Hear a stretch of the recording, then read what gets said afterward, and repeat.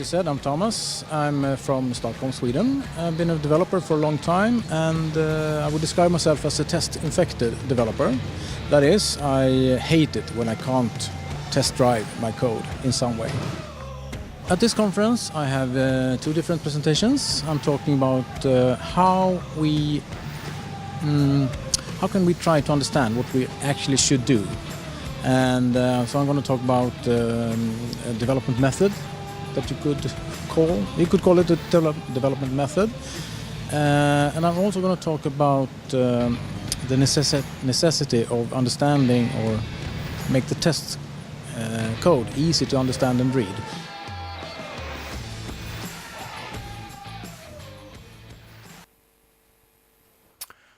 Right.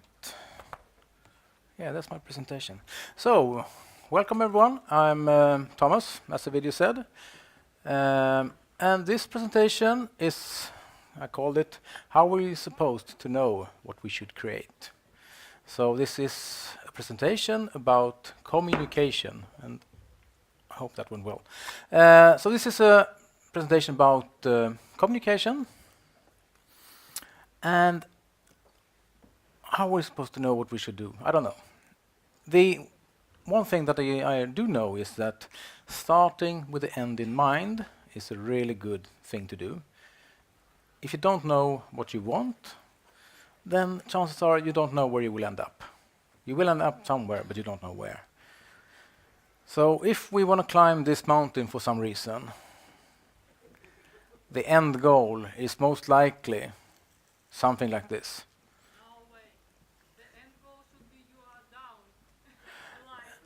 Yeah, you are so right. The end goal. Right. So that was a very valid point. The end goal should not be on the top. End goal should be the valley. So if you have the goal of getting on top of Mount Everest, but you didn't really consider getting down, you probably never would. So I'll update this one to next time. Thank you very much for the feedback. I love it when people are able to tell me I have more to learn. So, if this perhaps is a part of the goal, at least, think of this is where you want to be. And so, a way of doing this is to explore, discover, define behavior that we want from a system, using conversations, concrete examples, and automated tests. So this is a quote Matt Wynn has come up with. He wrote the Cucumber book. It's a bit complicated. If you're an English speaker, it's probably clear as something very clear. To me, as a non-native English speaker, it's not clear, everywhere at least. So let's dissect this a little bit. A guy called Paul Rayner drew this image to describe what Matt tried to write down. We have some kind of end goal, we have a way to go there. So our goal is production software. As someone who is, I don't know the English term for this, he's a guy heading a Swedish government agency with like 20,000 employees. He claimed at a thing this spring that it's not delivered until it can be used, which was the most clever thing I heard about someone say those 2 days. My definition of done is working software in production. So the goal here is to write some kind of computer code that solves some kind of problem. And if we can avoid writing the code, even better, because we're not here to write code, or test code for that matter, we're here to solve a problem. There are different ways of achieving this, or different perspectives, if you want. Has anyone seen something like this? This is a Word document. It's not that long, 1.5 page. No one? One? Okay. So we're two in the room that has seen this. And the one I saw once, it said like this, to be defined. We don't even know how to test this. So, but we know what we want you to do. Or actually, we don't, but we wrote a lot of things. Oh, okay, so it's good on that screen. It's not good on this screen. This is another way of describing what you want as the HR manager. Okay, so we have someone that wants something. I want to create a screening quiz. Okay, something that should do something. So I can understand whether I want to send the possible recruits to the function manager. Okay, so we have something we want to do. Is this clear enough? Can we start writing the code now? It's not clear to me, at least. Maybe it is to you, I don't know. Another way of describing it could be this one. In order to understand whether I need to send, whether I want to send possible recruits to the function manager, as an HR manager, I want to create a screening quiz. Some people would be able to almost have a fist fight over which one of these two which is better. And I think they're okay, but I don't like any of them. But it's a starting point. It's a starting point. We have someone who actually wants something. And in order to understand this, if we talk about them, maybe we can understand what we're actually looking for. So there's something called the Three Amigos, a term a guy called George Dinwiddie came up with a couple of years ago. The usual picture you see when someone uses this one is from the movie Three Amigos, so I couldn't use that one. The point here is that if we gather the right people, that is, someone who actually knows what we should do, someone who knows how to do it, and someone who knows how to verify it, and perhaps one or two more persons, not someone knowing how it should look like and stuff like that. We gather these people, we put them in a meeting room or something, and they have a chat about what are you actually meaning. So someone has this user story, and we talk about it. It can be done in many different ways. One way of doing this is something called example mapping, which is a low fidelity technique. You need paper and pen, my favorite tools. Please don't bring a computer to solve complicated problems like conversations. Paper and pen. So this example mapping thing, there are a few rules. They are described in a blog post that Matt Wynn, again, wrote a couple of years ago. In short, we have a user story. That's what we want to solve. We try to find if there are any concrete examples that will describe the behavior. If we're lucky, we will find some rules that always should apply. So if we write down the examples on, say, a green piece of paper, rules on blue piece of paper, and all of a sudden we might realize that, well, I don't understand what we should do in this particular case. So you may find that you have questions as well. Write those down on a red piece of paper. It's not harder than that. And you don't even have to write a full sentence. You can just write the one where, as in episodes from Friends. Does anyone know about the movie show or TV show Friends? Few of you. The one where Phoebe does something stupid or something good, I don't know. So you don't have to write too much here.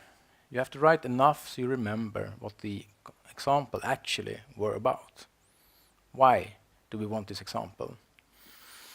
So this is an activity that you can read about if you want. It's a blog post at cucumber.io that you can find if you're interested in this one. So, a meeting, we talk. How long? 2 hours? 5 hours? Nope.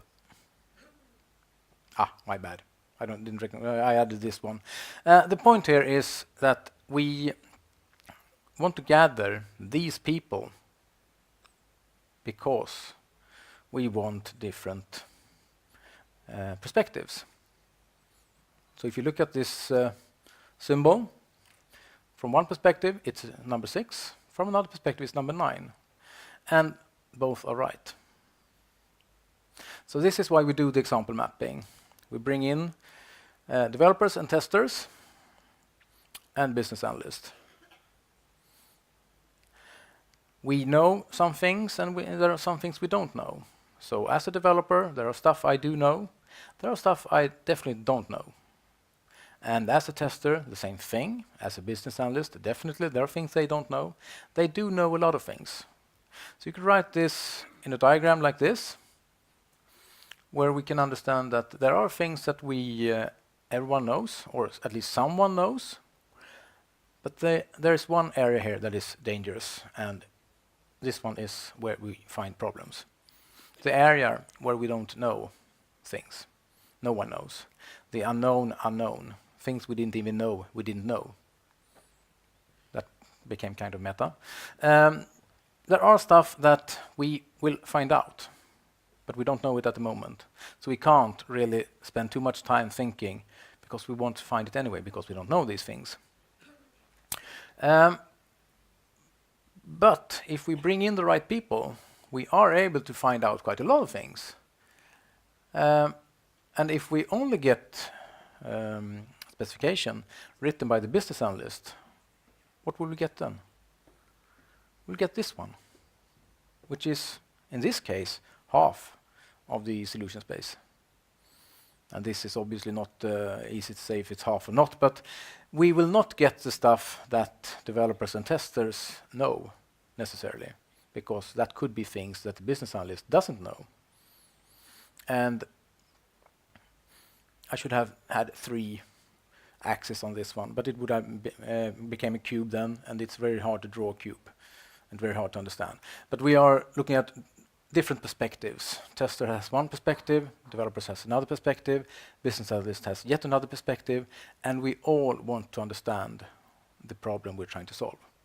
So that's why we do this example mapping thing. Time-wise, I couldn't find a watch that said 25 minutes, but 25 minutes, half an hour, time box it. It turns out that meetings like this, they get boring after a while. You get tired, and everything goes. You don't care after a while. So keep them short, and keep them frequent instead. So if you have a session like this, have another one tomorrow. But don't have 2 today, because you'll probably be tired and the result won't be that great.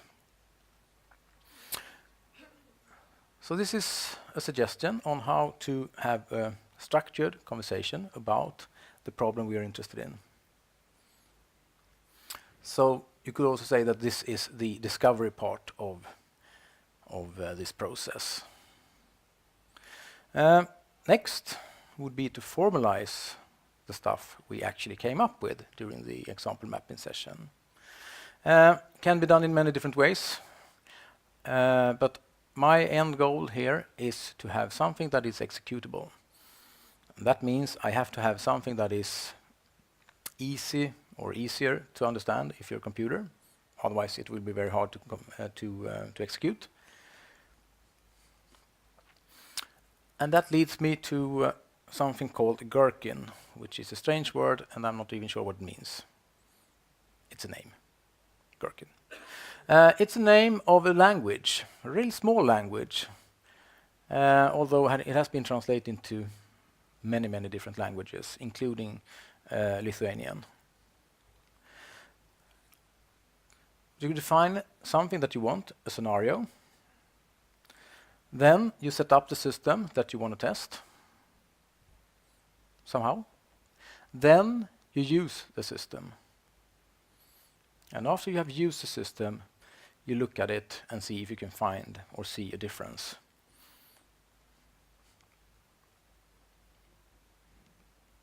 Oops, too fast. So we're setting up, given something, and I have done something. When I use the system, we should see an observable change.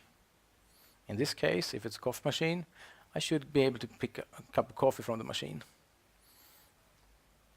That's very observable. It's probably hot, so I will also be able to feel it. I might even burn myself, but it's very easy to observe, hopefully. So if this is a way to formalize or document the stuff you found during the example mapping session, who should do it then? And I don't think this is to be interpreted as a rule. Maybe there are definitely variations. But I would just say that a developer and tester should do this. I would not bring in the business analyst in this case. If they don't want to. If they want to, obviously I would allow them. But I'm not sure that they like editors. And I'm definitely sure that they don't even know about version control systems. And we want to write this in a text file that we save in a version control system. Otherwise, we won't be able to find it when we need it. And we need it when we build our product. And we build our product from source code. So it has to live together with the source code. And therefore, I would prefer to have people who knows about version control to do this. And that typically would be your technical members of the team, a tester or developer.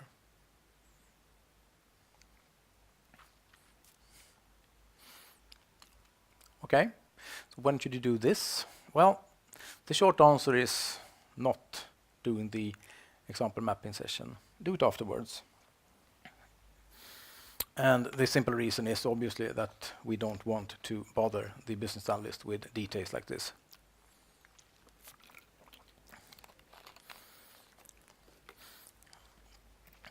But it is very important that the result here is reviewed. Because if we just get a sentence, the one where Phoebe orders a cup of coffee, then we need to verify that this was actually what the business analyst was hoping for. Sorry. So I would bring in the business analyst during the review to make sure we actually didn't misunderstand things. Right? So this leads us up to the part where I at least started, the automation thing. Because when we have these features, they have been written down, they are executable, it's time to do development. And we can see these, or we can use these as automated acceptance tests. So we write them down, we automate, and then we use test-driven development to actually implement the details.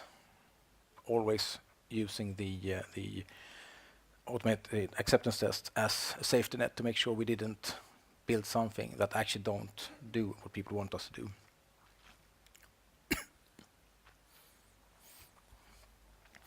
So a complete feature could look like this.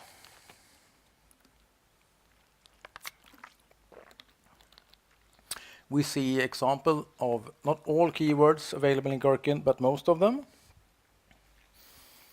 So we see feature, which describes something on a high level. We see a free text area where you can write whatever you want. If you want, write the user story here. If you see the rules or have found some rules, write them here. Then we define a few concrete examples. In this case, you should be allowed to buy the last coffee from a machine. This is very concrete. We know that there is exactly 1 coffee left in the machine. We know that we deposited €1, and then we use the system, and then we got something back. We need something behind the scenes to actually connect this, and it may look like this. And if you don't understand this, well, it doesn't really matter that much. If you're a developer, you might understand some of it, but I'll show you a demo in just a few seconds where we actually do this for real. But we can see that we are connecting. There are, and something strange, coffees left in the machine. We can see on the next line that we have something called int coffees. So this is where we do the translation from Gherkin into the programming language of your choice. In this case, we're looking at Java. You could use Ruby, C#, almost any language actually, or at least 10 or 15 of them. So, time for a demo.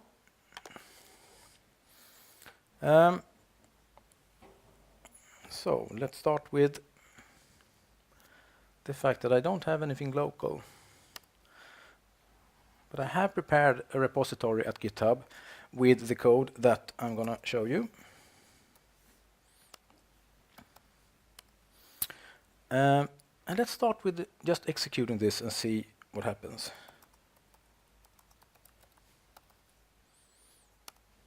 So I'm using a build tool for Java called Maven. It built the system. We can see that it was a build success. We can also see that we have executed one scenario with 4 steps. Okay, so maybe I'm just faking stuff. Let's take a look at the actual code, which I have somewhere here.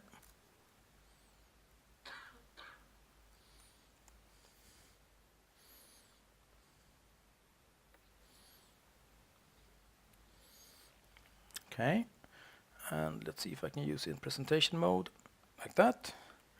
So this is rather standard, I guess, Java project. It has a main, it has a test folder. We can see the feature I showed you. Can you read on the top line? Is it visible? Yes, it is. That's good. So this is the feature. If I change something here and I try to run it again, chances are that it will fail. If I change this to €2, then this might work or might not work. Let's see. So I'm going to run a test case like this. And we had a failure. Bummer. So can I see what the failure is? Coffee should have been served. So I got some kind of error message that coffee was not served. One could wonder if it's correct or not to have a failure when I deposit more money than the price. Is this a bug or feature? I don't know. But obviously it broke when I changed this 2 to 1, so I'll change it back and run again. And now it passed. Fantastic. The glue code behind this is implemented like this.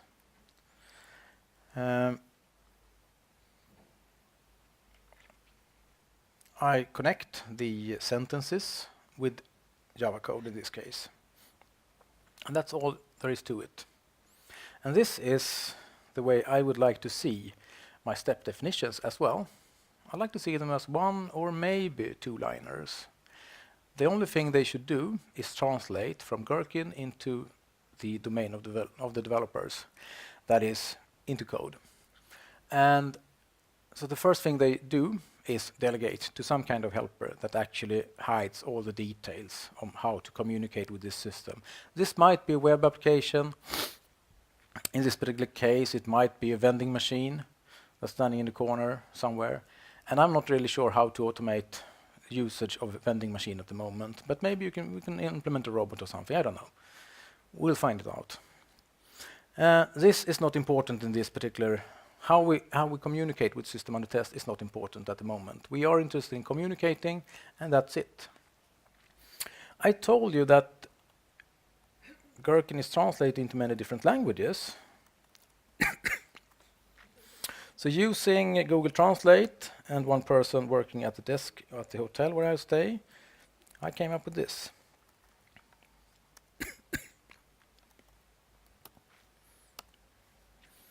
And yes, it should be added. And I don't even know if this is correct or not. I hope it is correct. Someone read it and changed a few things.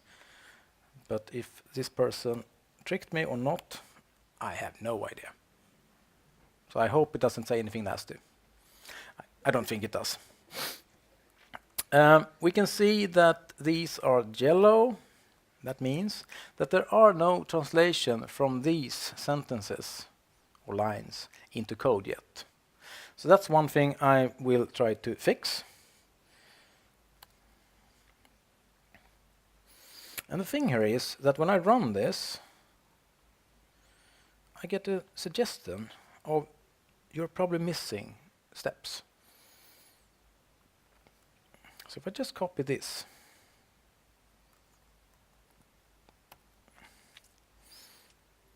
I copy this and I paste it into the steps like this.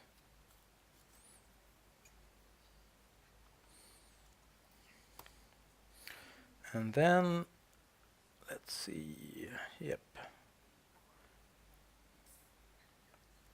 You should be able to run this, and I'm going to remove these pending exceptions and just see that it runs. And then I'm going to add the code I think should be added here. Oh, 2 scenarios, 8 steps. All of a sudden, we're running the one in English and the one in Latvian. No, Lithuanian. Sorry. We haven't connected it.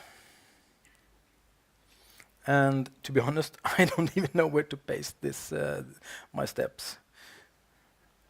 So this is a given thing. Let's see now. I have deposited. I press Kavus. That must be coffee. So there's 1 coffee left. Okay.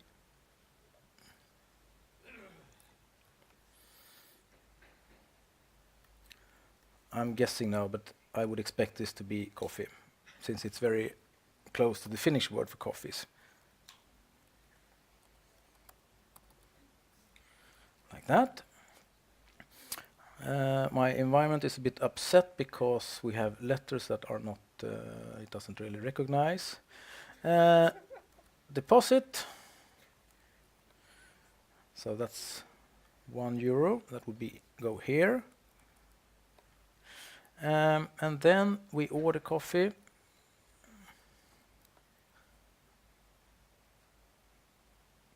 And now I have a 50-50, but I suppose that order would be here. No. Is order coffee, that would be here? Hands up if you think order coffee should be here. 3 persons. And the rest? Okay. I'll go with the wisdom of the crowd and see what happens. If it doesn't work, it doesn't work.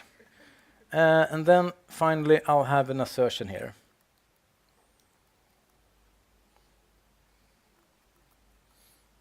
I guess this is the risk when you use Google Translate and don't even know what you're looking at, because that is unfortunately my situation. So let's run this and see what happens. Nothing happened. Sorry? Compilation error. Yep. That's another negative thing with using the presentations view. I don't see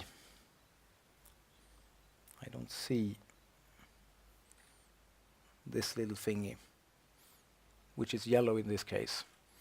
I mean, when it's red, it won't compile. I want it green, because then the code is nice. So going back to presentation mode, let's run this and see what happens this time. It worked. Whoa. This means that we could choose to remove this and just go with the Lithuanian version or not. And I would say that it depends on your context, which is better. The context where I'm active at the moment, people get upset when we write stuff in English. They want it in Swedish. I'm working as a contractor for a government agency. And, well, they like our native language. And maybe you are in the same situation, and in that case, use your native language. This has been translated. Gherkin has been translated into more languages than I know of. Last time I counted, I think it was 70-something, but that was a while ago. It is available in the Nordic countries. And the guy who wrote this, he's Norwegian, so Norwegian was obviously very early, I think. And I know that he has been working in Sweden, so Swedish was also rather early. And it's available in Pirate, in Emoy, just for the fun of it. Emoy because Åslog was on paternity leave and he wanted to have something fun to do while tending for his kids. So this is the end goal, to be honest. We have something that works. No, it's not really the end goal. This is just a mean to understand what we should do or should have, and then be able to verify that it actually worked. So when build successful, there's build successful here, we know that the examples that we prepared. They work at least. We don't really know about anything else, and we haven't deployed it to production, so we can't really know what our end users will use. Right, and this demonstration will be available on GitHub after this presentation. Did I say presentation? This code will be available on GitHub after this presentation. I'll commit and push the change.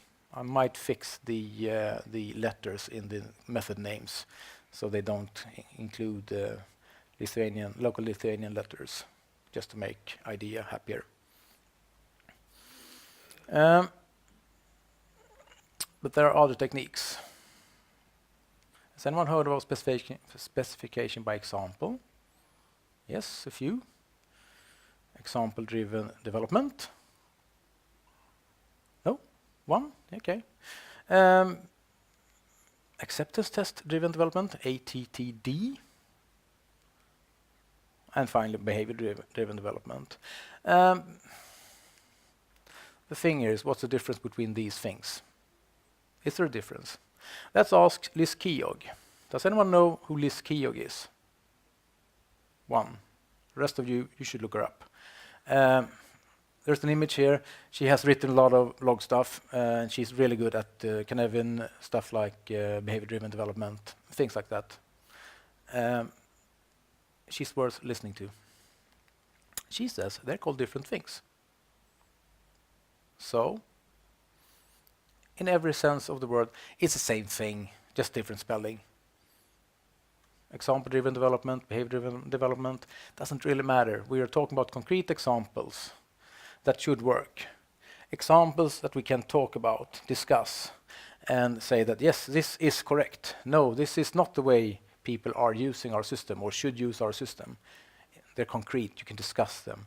They have enough details so you can say that, yes, it's correct with €1 for a cup of coffee, but it's not correct with 2. And if you give us 2, we should do what? Give you some exchange back, give you 2 coffees, I don't know, a large cup of coffee and I don't know, some cheerful tune from the machine. I don't know.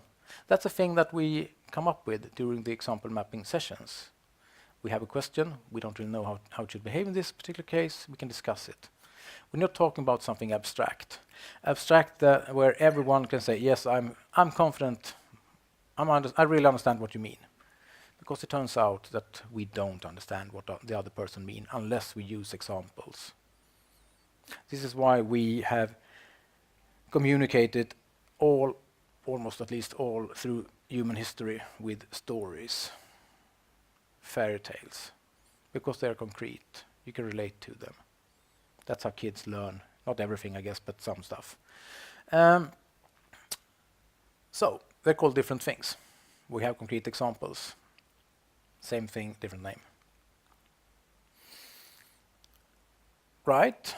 There's not always, but sometimes a question, what is the difference between Tdd and Bdd? And it depends on who you ask.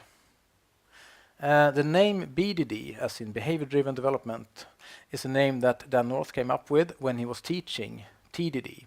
He learned that the word test makes people stop listening. I'm not a tester, I'm a developer. So therefore I don't test, was an answer he got sometimes. And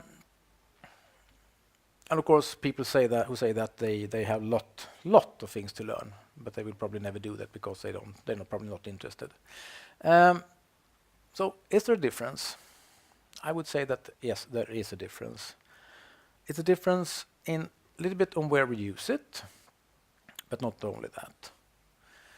It's very common that people use things or tools, like the one we saw to test the user interface. You hook up this to something that runs Selenium, and you click through your application, and you're happy. And then you have some unit tests somewhere that don't use the user interface.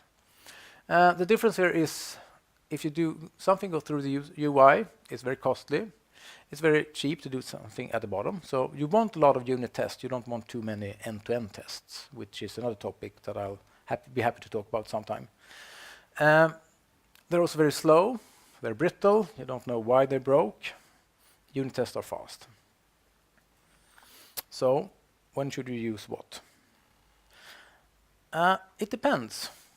I would say that stuff that is business interesting. So if we take this testing pyramid, turn it around, stuff that is business interesting is stuff where we could use tools for BDD. And things that may be more technical should be tested using unit tests. There's another metaphor, the testing iceberg, which is pretty similar to this one. Some stuff should be above the surface of the ocean and tested using BDD. Some stuff, most of it, is below the surface and should be tested using unit tests. But the interesting thing here is it interesting for the business or not? Do they care? If they care, you need some way to communicate with them. And Gherkin turns out to be a reasonable way to talk to them, or actually not Gherkin, but examples. Concrete examples are a good way to talk to them or show them. They can discuss them, they can relate to them, they can say this is right, or they can say this is wrong. So if this thing is business interesting, use BDD. One tool, no, not yet. Next. So the thing here is that we want to automate tests. We are interested in living documentation, and we're also interested in executable specifications. And there are a couple of different tools that combine this. One of them, the one we saw, is Cucumber. There are others. There are, if you're in the .NET world, then you have SpecFlow, for example, created by the guy who I borrowed the picture from, Gaspar. Another way to describe this is this elevator pitch. Behavior-driven development is a way to collaborate, specify, collaboratively. Oh, I can't even talk. Is a way to collaboratively specify software that says what it does and does what it says. The specifications are readable and executable. When they are successfully executed, the software works as wanted. So we're talking about a communication tool here, not another testing tool. Another way of describing it is, like on my t-shirt, conversations, concrete examples, automate acceptance tests, and finally, we need code. And the thing here is, you should repeat this over and over and over, and you should do it in this order. So if you start doing stuff without having the conversations, you're not doing BDD. You're doing something else. You might be using a tool for testing purposes, which could be fine, but you are missing out if you don't understand what you actually are supposed to do. So I'm Thomas. I've been talking about behavior-driven development.